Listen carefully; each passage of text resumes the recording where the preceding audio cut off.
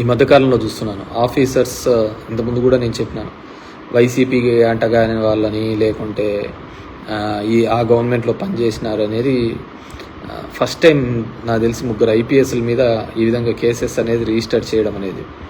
So ఆ విధంగా government మీద 3 కేసులు 3 ఐపీఎస్ల మీద రిజిస్టర్ చేసినారంటే ఒక కొత్త సిస్టమ్ని ముందుకు తీసుకొని వస్తున్నట్టు నేను అనుకుంటున్నాను, కొత్త పద్ధతిని తీసుకొని వస్తున్నాడని నేను అనుకుంటున్నాను. ఎందుకంటే ఇది మంచి పద్ధతి కాదు. సో ఈరోజు రెడ్ బుక్ అని వాళ్ళు ఓపెన్ చేస్తారు, రేపు వైసీపీ అనేది బ్లూ బుక్ అని ఓపెన్ చేస్తారు. నలిగిపోయేది ఆఫీసర్లు, ఉద్యోగస్తులు. సో ఎక్కడైనా కానీ ప్రభుత్వం యొక్క ఆలోచన విధానాన్ని పెట్టి పనిచేస్తూ ఉండాలి. కానీ ఈ విధంగా రెడ్ బుక్ బ్లూ బుక్ అని డెమోక్రసీ అని చెప్పేసి పోతే డెఫినెట్గా బ్లూ బుక్ అనేది ఇప్పటికే తయారు చేస్తారు. ఆఫీసర్లలో ఒక వర్టికల్ డివిజన్ వస్తుంది. డివిజన్ వచ్చిన తర్వాత ఏమవుతుంది, డెఫినెట్గా ఇప్పుడు పనిచేయాలనుకున్న ఆఫీసర్లు కూడా ఏం కొద్దిగా ఎక్కువ చేసినా మళ్ళీ ఆ ప్రభుత్వం వస్తేనే మమ్మల్ని జైల్లో పెట్టడం, మమ్మల్ని మీద కేసులు పెట్టడం అనే ఒక భయం ఆఫీసర్స్లో కూడా వస్తుంది. అది అడ్మినిస్ట్రేషన్ కూడా మంచిది కాదు. సో ఆ విధంగా వెంజెన్స్ పాలిటిక్స్ లేకుంటే ఎక్కడో ఆమెకున్న హిస్టరీ చూస్తే అన్ని హనీ ట్యాప్ కేసులే ఉన్నాయి.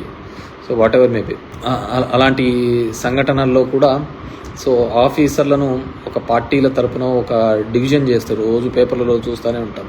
ఒక పార్టీల తరపున ఒక డివిజన్ చేయడం వల్ల ఏమవుతుందంటే డెఫినెట్గా ఇబ్బంది కలిగించే అంశంగానే తయారవుతుంది. సో ఈరోజు ఇదే అయిపోయినది, రేపొద్దున ఆ ఆఫీసర్లకు ఎవరైతే అత్యుత్సాహం చేస్తున్నారో దాంట్లో బ్లూ బుక్ అని జగన్మోహన్ రెడ్డి ఇంకో బుక్ తీసుకొని వస్తాడు. మన గుంటూరులో కూడా చెప్పినట్టున్నాడు ఆయన, మీరు ఈ విధంగానే చేసుకుంటూ పోతే గుంటూరులో మా ప్రభుత్వం వచ్చిన తర్వాత జైలు కూడా సరిపోవని చెప్పేసి.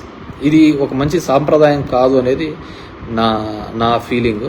సరే, జరుగుతున్న దానికన్నిటికీ కూడా ఒక లెక్కపత్తు ఉండాలి. ఆ బుక్స్ కూడా చూద్దాం ఏ విధంగా అయితే ఆఫీసర్స్ మీద ఇది చేస్తారని. స్టిల్ అదేవిధంగా ఇప్పుడు జరుగుతున్నది కూడా ఈ 100 daysలో నా అబ్జర్వేషన్లో అయితే జగనన్న ఇంతకుముందు వారు రీసర్వే ఉండే టైటిలింగ్ యాక్ట్ వస్తానే అన్నీ తీసేస్తాము, అవన్నీ నిలిపేస్తాము అన్నారు. ఇప్పుడు ఏముంది, దాని మీద భూ సర్వే అని చెప్పేసి ఆంధ్రప్రదేశ్ భూ సర్వే అని పేరు మాత్రం మార్చడం జరిగింది. ఇలాంటివన్నీ ఊరికే నేమ్సేకే తప్ప నిజంగాంటే ఉపయోగపడే విధంగా ఇంతవరకైతే ఈ 100 daysలో అయితే ఏమీ జరిగినట్టయితే నేను అనుకోవటం లేదు. మంచికి ప్రభుత్వం అనేదో పెట్టారు టైటిల్. మంచి అనేది జనం, మనం మంచి చేస్తే జనమే చెప్తారు, దానికి ఏముంది. కానీ అంత బాగుందని చెప్పేసి చదువు చెప్పాలని జగన్మోహన్ రెడ్డి తాపత్రపన్నాడు. సిబిఎస్ఈ ఉండాలా, ఇంగ్లీష్ మీడియం ఉండాలా అని. మంచి మద్యం కావాలా, అందరికీ అమికబుల్ రేట్లో కావాలి అనేది మనం ఆశించినాం. సో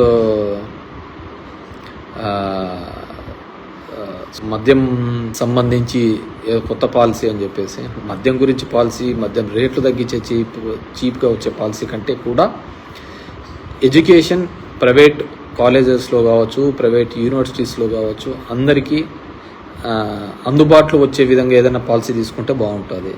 ఫీ స్ట్రక్చర్ చూసాము, ఒక్కొక్క దానిలో ఫీ స్ట్రక్చర్ కూడా ఉన్న నారాయణ మంత్రివర్యుల దానిలో కూడా ఎంత ఫీ స్ట్రక్చర్స్ ఉన్నాయో ఆ ఫీ స్ట్రక్చర్ పెట్టుకుంటే బాగుంటుంది. ఎవరో ఫీ స్ట్రక్చర్ కూడా పెట్టుకుంటే సరిపోతుంది. సో ఎక్కడైనా చదువు గురించి ఆలోచించాలి. కానీ మందు షాపులు తగ్గించినాయి, రేట్లు తగ్గించినాయి, 99కే క్వార్టర్ అనే బదులు 10,000 వరకు కూడా 10th వరకు ఎవరే కానీ ఫీజులు పెట్టకూడదని చెప్పి పెట్టండి, బాగుంటుంది కదా. 1,00,000, 2,00,000, 3,00,000, 5,00,000 వరకు ఉన్న ఫీ స్ట్రక్చరు 20,000 దాటకూడదని ఒక మంచి రెగ్యులేషన్ కమిటీ వేయండి. యూనివర్సిటీలో ఫీజెస్ ఈ విధంగా ఉండని వేయండి.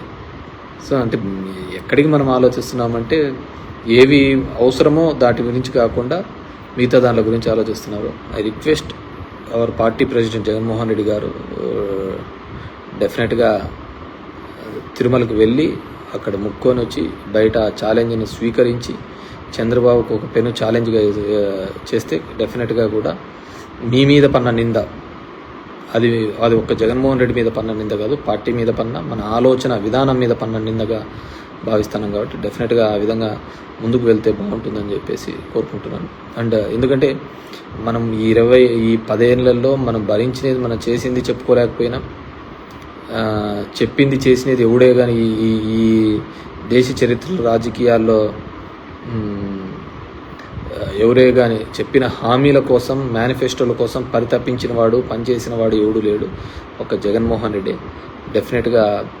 కానీ మామూలుగా అందరికీ అదేదో చెప్తున్నాను కదా, నిజం నోరు దాటే లోపల అబద్ధం ఊరంతా చుట్టేసుకొని వచ్చింది, కొంపంతా కొల్లేరు చేసింది. సో డెఫినెట్గా we are hoping for the best in the గవర్నమెంట్లో కానీ ఏది. సో అనవసరమైన నిందలు, రూమర్స్ కూడా నమ్మద్దని చెప్పేసి ప్రజలకు అందరికీ విజ్ఞప్తి చేస్తున్నాను. అండ్ ఆఫీసర్స్ విషయంలో కూడా ఐ రిక్వెస్ట్, ఇప్పుడు కొంతమంది అత్యుత్సాహం చేసిన గుడ్ లుక్స్ కోసమో పోస్టింగ్స్ కోసమో డెఫినెట్గా అందరూ సఫర్ అవుతారు. ఇది ఉదయం ఏ విధంగా వస్తుందనో రాత్రి ఆ విధంగా వస్తుంది. రాత్రి ఉంటే మళ్ళీ పొద్దున్నే ఉదయం వస్తుంటుంది. ఈ స్టేట్లో నాకు అర్థమైనది ఏంటి అంటే, ప్రజలకు సాటిస్ఫాక్షన్ లెవెల్స్ బాగా ఇదైపోయినాయి. కాబట్టి ప్రతి 5 సంవత్సరాలకు ఖచ్చితంగా గవర్నమెంట్స్ అనేది మారుతూనే ఉంటాయి. ఏదానికి తృప్తి పొందే పరిస్థితులలో లేరు. కాబట్టి అవన్నిటినీ కూడా రెక్టిఫై చేసుకునే పద్ధతిలో చూసుకుంటాం. ఏ విధంగా చెప్పిన హామీల మేరకు ఏ విధంగా ఆయన నిలబడతాడో, లేదు డబ్బులు లేవు అని చెప్పేసి ఏ విధంగా తప్పించుకుంటాడో. యాజ్ ఎ సెడ్, ఒక సంవత్సరం వరకు కూడా నేనైతే పథకాల గురించి దీని గురించి మాట్లాడాను. 1 year తర్వాత ఖచ్చితంగా ప్రజాక్షేత్రంలో నిలబడే, ప్రజలకు అండగా నిలబడి చెప్పిన హామీలు ఏంటివి, వాళ్ళకు రావాల్సిన ఇది అని చెప్పేసి బాగుంటుంది. ఎవరు పాపం ఎస్విఎస్ రాము అంట, సింగర్ నగర్ పరిస్థితులు చాలా శవాల దిబ్బలాగా ఉన్నాయి. సెంట్రల్ విజయవాడ మీరు చూసి డిబేట్ పెడితే బాగుంటుంది అని అంటున్నారు. అండర్స్టాండ్, చాలా ఇబ్బందికరమైన మాట వాస్తవమే. ఎప్పుడూ లేనంత పద్ధతిలో బాగా విజయవాడ ప్రజలు ఇబ్బంది పడడం జరిగింది. డెఫినెట్గా గవర్నమెంట్ అక్కడ చేసేదానికంటే కూడా దీనిల కోసమే ఎక్కువగా తాపత్రపడే విధంగానే కనపడింది. So hope for the best. So అందరూ కూడా తొందరగా రికవర్ కావాలని, ప్రభుత్వం నుంచి అందించే సాయం పార్టీలకు అతీతంగా పేదవాళ్లకు, అర్హత కలిగిన వారందరికీ కూడా చేరుతుందని చెప్పేసి ఆశిస్తున్నాను.